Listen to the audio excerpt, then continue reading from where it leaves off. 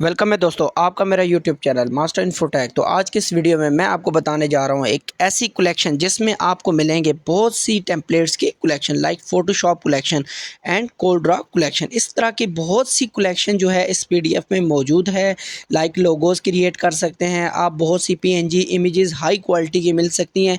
Adobe Illustrator है, इसके अलावा अडोब आफ्टर इफेक्ट कलेक्शन है और बहुत से ऐसे टेम्पलेट्स जो आप अपनी वीडियो में यूज़ कर सकते हैं किसी भी वीडियो को क्रिएट करने के लिए। तो इस चैनल के लिए, इस पीडीएफ को हासिल करने के लिए आपको नंबर शो हो रहा है मेरा, इस नंबर पे आप एसएमएस करें, व्हाट्सएप करें और आपको ये चीज़ पीडीएफ एक मुनासिब कीमत पे आपको ये मिल जाएगी।